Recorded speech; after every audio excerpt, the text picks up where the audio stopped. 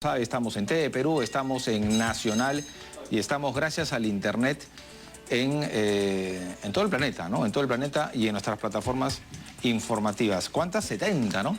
Y más de 70 y creciendo rápidamente. Así es. Porque estos son los medios del Estado, ¿no?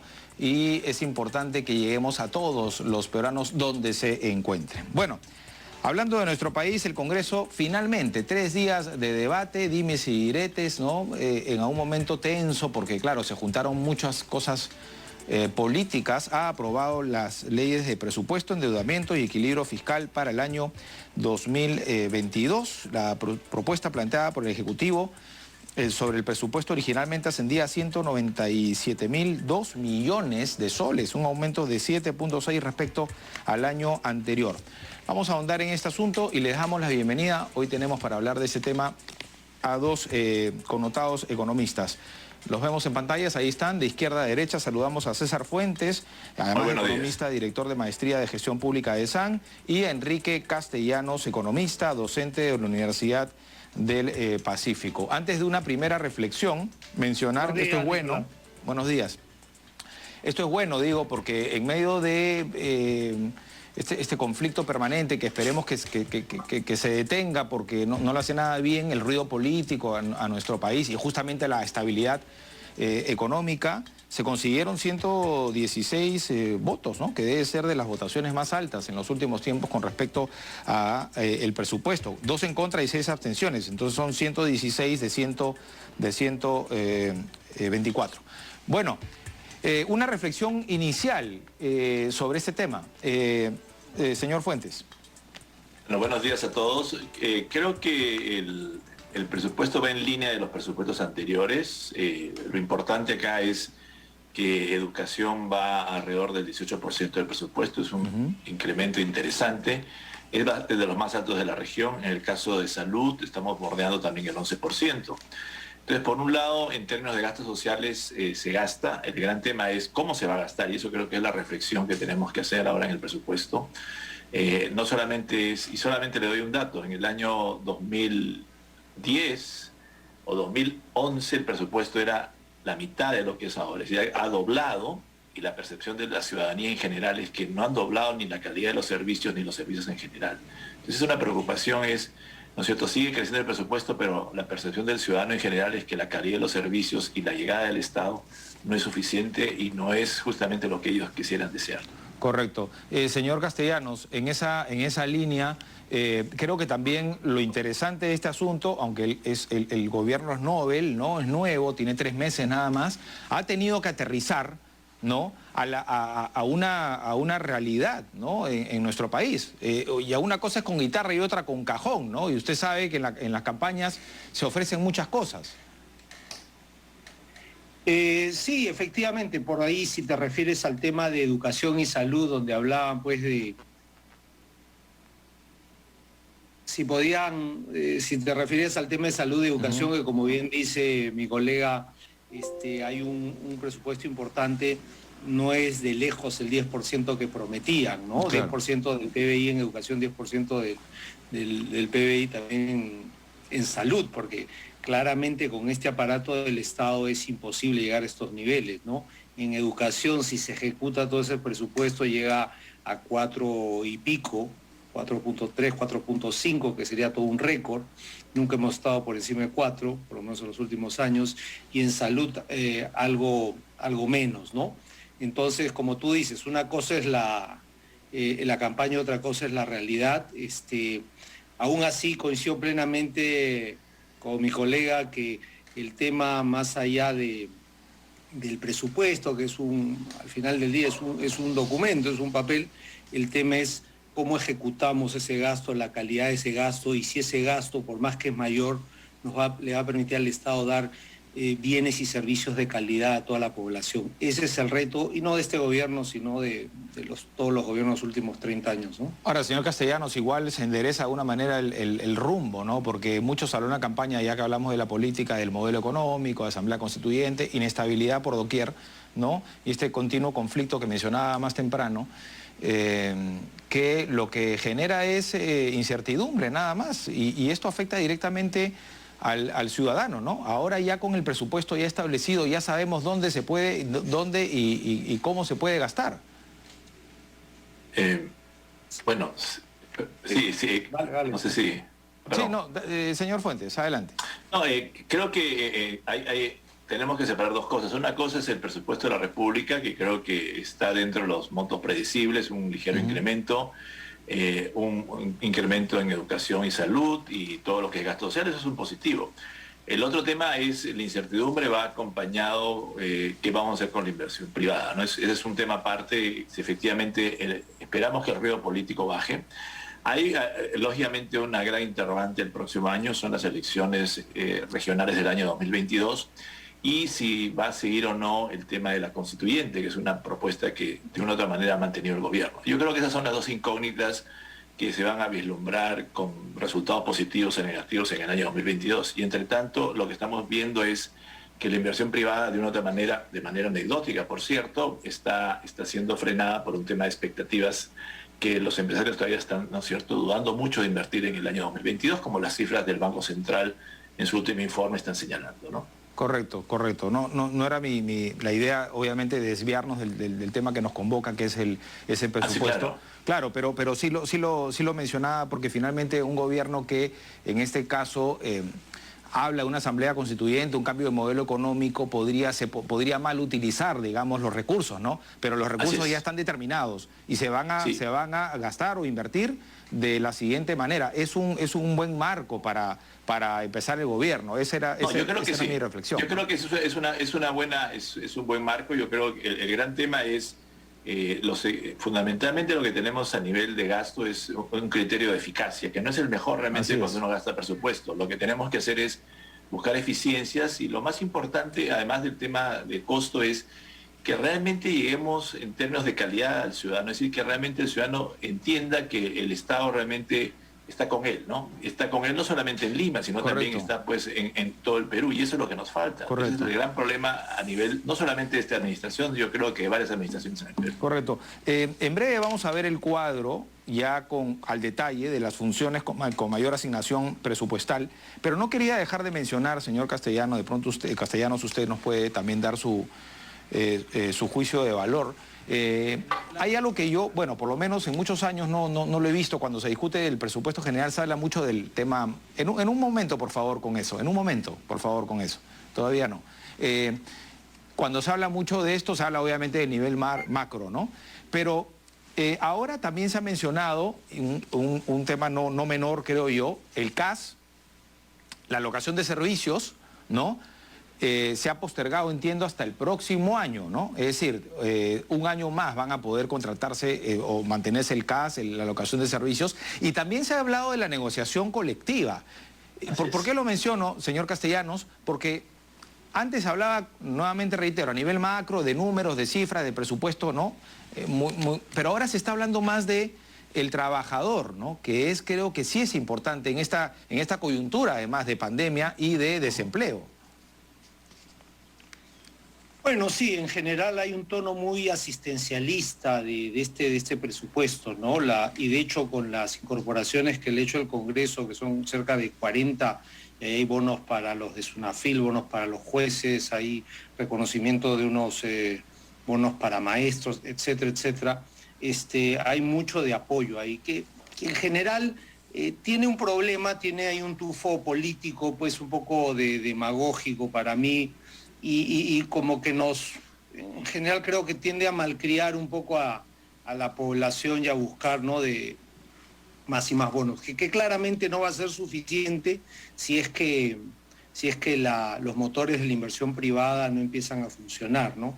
La inversión privada es 80% del PBI, el Estado solo es 20%. O sea que si no solucionamos el tema de inestabilidad políticas y de idas y venidas, eso no avanzamos. Eso por un lado. Por el otro lado, lo que tú dices, y retomo la frase que dijiste al principio, unas con guitarras, otras con cajón, ¿no? Decían que no más al CAS, que este régimen no va, y al final del día se dan cuenta que lo tienen que prorrogar. Correcto. Porque si no, las cosas no se hacen y no funcionan, ¿no? Claro. Entonces, en realidad la intención que puede parecer o se puede esperar lo mejor, lo más positivo, pero sabemos que eso no no se concreta, todo lo contrario, ¿no? Al final lo que genera es desempleo.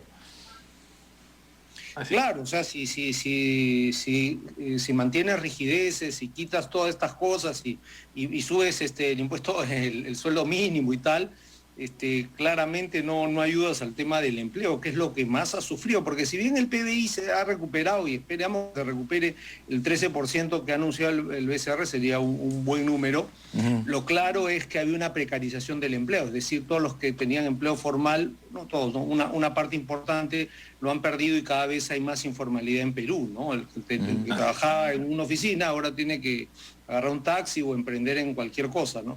Entonces, sí, de hecho tienes que flexibilizar porque si no llegas a los fines para los cuales estás buscando, ¿no? Otra de las cosas, señor Fuentes, que resalta en este presupuesto es el carácter descentralista, ¿no?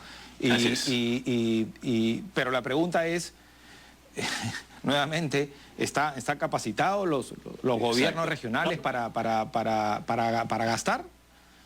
Ahí hay un problema muy serio, ¿no? Ya tenemos un poco más de 20 años de la ley de descentralización y tiene un pecado original muy complicado, ¿no? O muy difícil de resolver. Es que esto, desde que se lanzó, no se hizo realmente un tema de capacitación a nivel de gobiernos regionales y gobiernos municipales. ¿Qué es lo que tenemos? Un problema serio de gestión, ¿no? Y eso lo vemos en que muchos de los municipios y gobiernos regionales inclusive no acaban de gastar el presupuesto. Y lo que ocurre es, además de eso, que la calidad del gasto a esos niveles es muy deficiente. Entonces yo creo que me sorprende a mí también que en varios años, no solamente en esta administración, sino en anteriores, el tema de capacitación de los funcionarios públicos a nivel regional y a nivel municipal no sean realmente no sean críticos o no sean considerados críticos en todo lo que es el manejo presupuestario. Hoy día estamos teniendo un presupuesto que es 3 veces mayor de lo que teníamos hace 15 años. Es decir, estamos hablando de que el presupuesto ha crecido en términos nominales 3 veces más. Y eso no se ve pues en nada. El ciudadano de a pie ve que gastamos 3 veces más y no hay ¿dónde está el tema? Entonces acá hay un problema serio, que eso también se ve a nivel regional y local. Y esto tiene que ver, creo, con el diseño mismo de lo que es el tema de regionalización. Es decir, hemos hecho la regionalización un poco a golpes y muy rápido, y creo que ahora sí merecería este tema. Primero, capacitación, y segundo, trabajar el tema de la carrera por meritocracia de todo lo que es el funcionario público. Tenemos un pequeño ejercicio que es servir, pero ese ejercicio pues en otros es muy pequeño realmente para el tamaño de las demandas que tiene el sector público.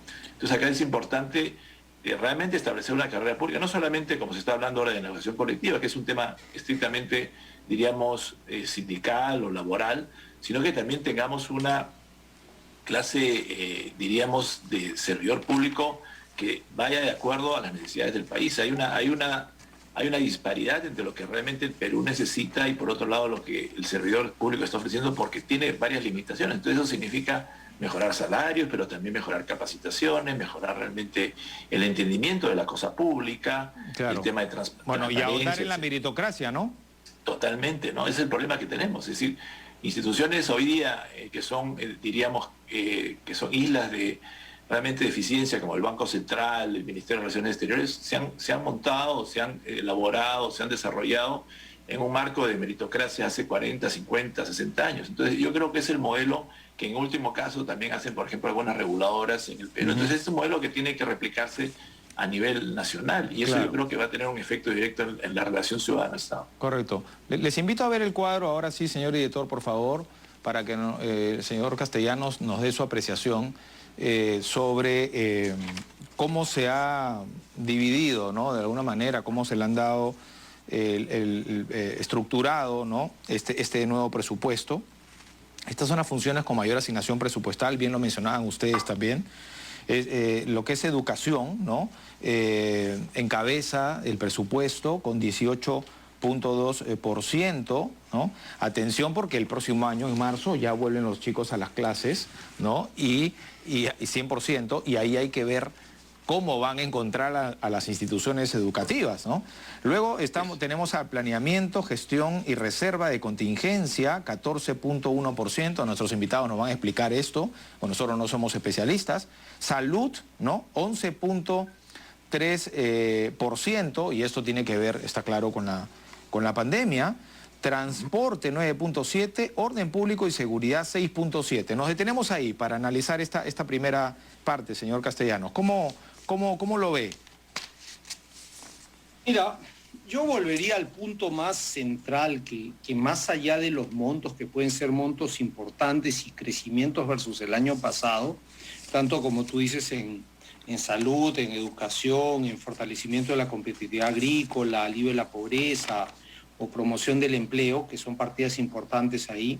El tema es calidad del gasto. ¿Cómo me aseguro yo que ese aumento de sueldos al maestro hace que el maestro esté mejor entrenado y enseñe mejor y los chicos aprendan más, ¿no? Uh-huh. Ahí es donde se rompe la cadena, ¿no? ¿Cómo hago yo que el sol que pongo en presupuestos de agrícolas o de salud o de educación, como decía, efectivamente llega donde tiene que llegar y me dé el nivel de bienes y servicios de calidad que requieren los pobladores? Ese es el punto central, además de las partidas, porque si no, llegamos a cosas como, te pongo un par de ejemplos para ya un poquito risibles, pero reales, ¿no? O sea, de nuestros gobiernos regionales, tanto que has hablado del tema de regionalización, descentralización, que claramente se ha hecho a tropezones, ¿no? Tenemos en Trujillo hay un monumento a la sirena que nos costó 250.000 soles, ¿no? Hace unos 10 años, ¿no? En Huancayo un monumento a la maca, ¿no? A esta raíz andina que nos costó 409.000 soles, ¿no? Y si no nos vayamos tan lejos, aquí en Chorrillos tenemos un monumento al amor que nos costó algo así de 24.000 soles según la información que tengo, ¿no? Entonces, y ese tipo, te podría seguir hablando de que se hicieron piscinas olímpicas, se hicieron estadios, se hicieron cosas de ahí que al final tú puedes tener un monto muy importante, pero si no lo gastas bien, no solucionamos nada. No, y ahí complemento no se gasta, sino cómo se gasta, ¿no? Anteriormente, ¿no? Cómo se gasta y cómo...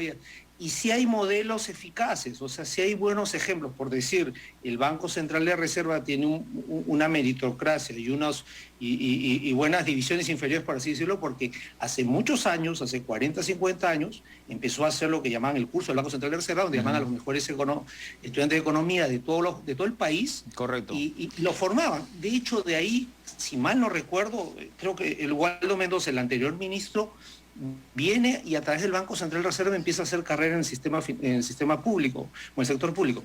Igual lo ha copiado la SBS, la Superintendencia de Bancos y Seguros. O sea, sí hay modelos que funcionan, pero creo que tiene que ir de abajo hacia arriba. Tenemos que ir, porque si hacemos algo muy grande, una transformación, al final esas transformaciones nunca llegan hasta el final, ¿no? Uh-huh. Hay buenos ejemplos. Uh-huh. Sí, señor Fuentes, su apreciación y de paso explíquenos esto de planeamiento, gestión y reserva de contingencia, que es el segundo en la lista. Sí, efectivamente acá concuerdo con mi colega, hay un tema hoy día urgente y el presupuesto en algún momento planteó temas asociados ya a eficiencia en el gasto y lo más importante también es qué instituciones pueden generar economía y eventualmente satisfacción. Es decir, acá hay un tema de calidad. Nunca se ha planteado y no se plantea todavía en el presupuesto el tema de cómo efectivamente nosotros llegamos al ciudadano y que el ciudadano sienta y evalúe que realmente el bien y servicio público efectivamente está llegando a ellos. Pues acá creo que ya hemos señalado, hay un tema crítico que es el tema de eficiencias, que no podemos, si nuestra base tributaria no es muy grande, más o menos un 20% del PBI, más o menos, que es muy poquito, entonces realmente no podemos darnos el lujo, como ha señalado mi colega, pues de gastar lo poco que tenemos y mal. En el tema de reserva de contingencia, lo que pasa es que cada gobierno, en la medida que comienza un año fiscal, va a tener modificaciones o va a tener eventualmente cosas que no están en el presupuesto y por eso es que se plantea estas líneas, por ejemplo, reservas asociadas a lo que puede ser, por ejemplo, el COVID. Hoy día no sabemos, ¿no es cierto? Esperemos que esto efectivamente no se modifique, que el COVID de nuevo no tengamos un problema de tercera, cuarta o quinta ola. Entonces ahí justamente se gatillan estos temas asociados a lo que es la contingencia. esta reserva de contingencia. También estamos suponiendo, por ejemplo, una reducción en lo que podría ser la tributación. Y justamente esa es la razón. Y también le da cierta flexibilidad en el manejo presupuestal. Este se llama el PIA, ¿no? Que es el programa inicial. Y conforme vamos avanzando, probablemente ya al segundo o tercer trimestre puede haber modificaciones en términos de asignación de presupuesto, y eso es lo que justamente le da cierta flexibilidad al MEF. Correcto. Una última participación, por favor, cada uno, para ver la segunda parte de las funciones con mayor asignación presupuestal. Hablamos de protección social, 3.6%, justicia, 3.4%, agropecuaria, 3.1%. Me llama la atención, acabamos de hablar de la segunda reforma agraria, ¿no? Me llama la atención que este porcentaje sea de los más bajos. Defensa y Seguridad Nacional 2.6% y saneamiento 2.1%. También me llama la atención. Señor Castellanos, ¿qué nos puede decir al respecto? Mira, tomando las cosas que tú mencionas, ¿no? Una cosa es salir al balcón o a la plaza y decir que hay una segunda reforma agraria, y otra cosa es presentar proyectos de ley para que sean vistos por el Congreso, para que efectivamente aterrizar eso en medidas concretas. Y claramente eso se ha quedado solo en el discurso, ¿no? Y eso habla de la poca capacidad de este gobierno por armar pues propuestas coherentes y que tengan pues la idea de dinamizar la economía, ¿no? Así sean incorrectas o correctas. A mí la verdad que el tema de reforma agraria me pone muy nervioso, porque todo tiene pues un vicio político muy grande y hace mucho ruido, ¿no? Pero imaginémonos que eso no está ahí. Aún así, que yo sepa, el Ejecutivo no ha presentado ningún proyecto asociado a esta pomposa segunda reforma agraria, como la llamaron, ¿no? También me llama la atención, como tú mencionas, el 2% esto en agua y saneamiento, ¿no? Donde realmente, si yo le pediría tres cosas a este gobierno, y sería creo que demasiado ambicioso, es mejorar salud, mejorar educación y mejorar agua y saneamiento. Ya con esas tres cosas tiene las manos llenas para los siguientes 5 años, o 4 años y medio, lo que nos quede. Entonces, realmente tener solo 2% en agua y saneamiento parece poco, lo cual refleja pues el problema que efectivamente tienen estos presupuestos y en general el aparato estatal, ¿no? Es ejecución, y sobre todo ejecución de inversión pública, ¿no? En gastos ejecutan casi una gran parte, pero en la parte que es inversión, proyectos de inversión, pues la ejecución normalmente pasa el 50-60%. Correcto, que esa es otra preocupación. ¿No? Y efectivamente, a lo largo de esta conversación hemos hablado de gestión pública, no hay capacidades, no hay proyectos, habría que ahondar en eso, ¿no? Pero bueno, su última apreciación, por favor, señor Fuentes. El carácter social no lo veo tampoco, ¿no? Porque se anuncian muchos programas y al final, ¿cómo El problema es que cuando uno habla de gasto social y solamente es gasto corriente, el impacto solamente es en el año, ¿no? Entonces, yo creo que quería retomar, sí, hay temas, por ejemplo, se ha hablado mucho del agro, pero dos datos importantes, ¿no? Se está gastando en el agro, pero hoy día los módulos de evaluación de la inversión pública hagan lo que se llama la inversión ex post. ¿Qué significa evaluación ex post? Es, una vez que concluye el proyecto, ¿qué ha pasado? ¿Realmente mejoró? Eso es un modelo que ya tiene todos los modelos de inversión pública en el Perú, pero nadie lo usa. Entonces acá hay un poco de reflexión, ¿por qué el sector público, teniendo el módulo de evaluación ex post de inversión pública, no lo hace? En todos los infinitos proyectos que tenemos de inversión pública, nadie los evalúa ex post. Entonces no sabemos realmente, como dice mi colega, efectivamente gastamos y al final realmente fue lo que realmente pensamos que íbamos a gastar. Claro. O en todo caso gastamos, pero no invertimos, ¿no? Exacto, y el problema está, ¿por qué? Porque cuando nosotros vemos estos proyectos de inversión y vemos que solamente se ha gastado en gasto corriente o solamente la inversión es mínima en el largo plazo, ahí tenemos un problema, ¿no es cierto? Y de manera anecdótica tenemos monumentos, tenemos plazas que realmente no generan mucho valor público, generan gasto corriente en un año, y ahí es el gran dilema que vamos a tener. Tal cual. Muchas gracias a ambos. Encantado. Hasta una próxima oportunidad. Muchas gracias. Gracias. César Fuentes, Enrique Castellanos, ambos economistas. Fuentes, director de Maestría de Gestión Pública de SAN. Castellanos, docente de la Universidad del Pacífico. 9:31 minutos. Pausa. Volvemos con más en Diálogo Abierto.